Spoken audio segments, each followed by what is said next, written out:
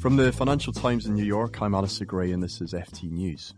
Financial regulations become a big theme on the presidential campaign trail.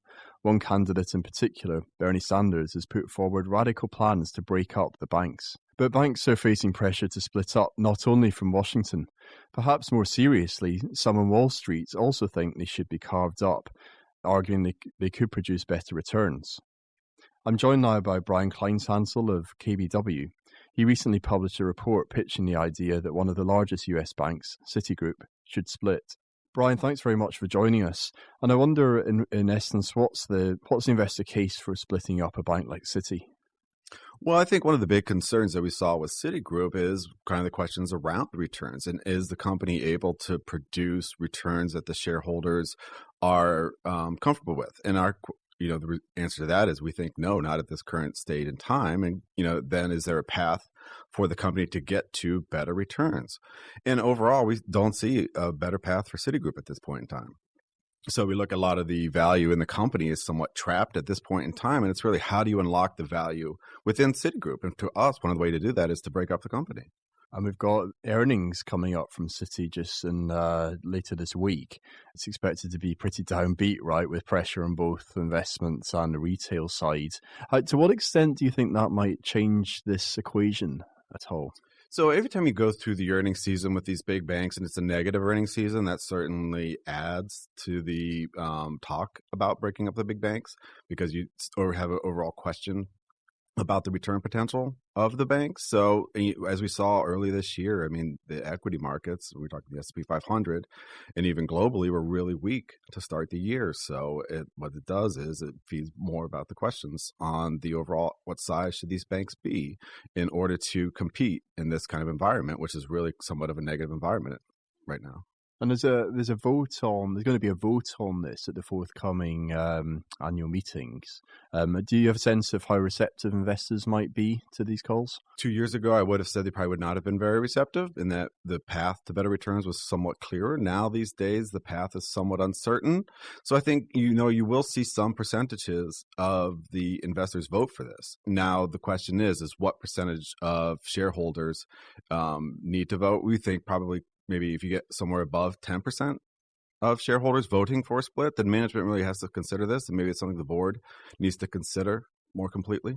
Are there not important advantages, though, of for a bank like Citi staying together? Big synergies, being able to cross-sell a wide range of products to similar people. No, there is. It's a scale business, banking is. So you really helps to be big in many of the areas, and they are a big bank.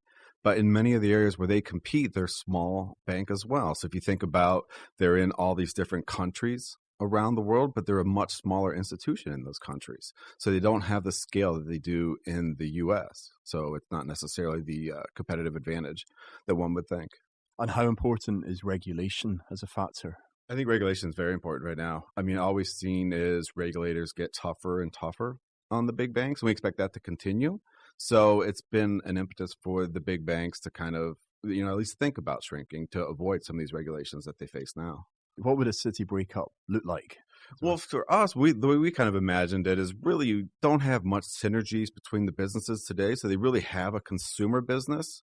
And think about when you get a Citigroup credit card offer. That's the consumer side of the business that we're talking about. Or if you're in New York and you go into a Citigroup branch, that's the consumer side of the business.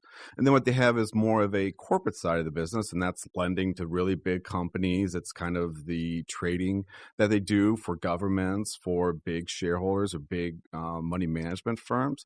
And that's a separate side of the business. What we envision is those just being split right down the middle. And we really don't see there's a big need for the international consumer side of the business. They've been shrinking there already.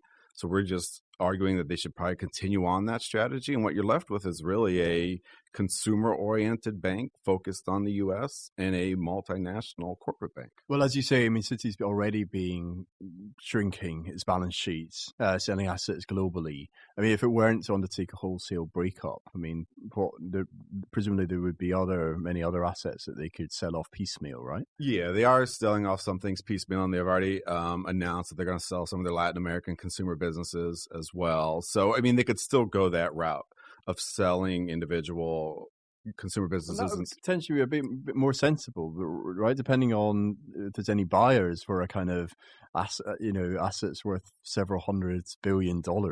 Right. Yeah. It's one of those things that will take time to, if you go that route, you're talking many, many years before you see results of an actual shrinkage that I think the regulators want to see. And now in this political environment that we face, I think many of the politicians talk about getting banks smaller as well.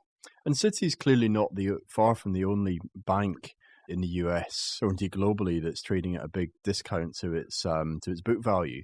I mean, doesn't this case apply equally to other institutions? So I think one that immediately comes to mind might be Bank of America, for instance. No, yeah, certainly the size of the big banks is really in question right now. And you see the return potential of these banks being somewhat low in the current environment. I mean, the economy is generally weak, so it's not a great environment for banking. But I think Citigroup is a little bit unique in that within the regulators' minds, there's a little bit more pressure on Citi, given its emerging market focus and given the broad reach that it has across the globe. Bank of America doesn't have that same reach, so I think there's less pressure on someone like Bank of America. Less pressure from regulators. Why? I think less pressure from regulators just because it's not as complex. I mean, you're not talking about having to manage across all these different, managing a consumer bank in all these different countries. The Bank of America is generally a U.S. focused bank. So finally, Brian, when do you think this might actually happen? Well, that's a good question. So, I mean, I think one is if you see, a lot of shareholders vote for a potential breakup, that will cause management to really look at this. I think if you see returns not improve over the next year, or the outlook for returns not improving over the next year, I think that will also pressure management to think about that. You could also have things such as activist investors come into Citigroup, and you've seen that happen with AIG and other places. That could be another catalyst to cause this. But I think it's an incremental change that you'll see over time. We expect it to be 1 or 2 years, not something that's going to happen overnight. But I do think you're going to see more pressure on management to really justify why they should be together. All right, great stuff. Well, Brian Kleinhanzl, thanks so much for joining us. No, thanks for having me.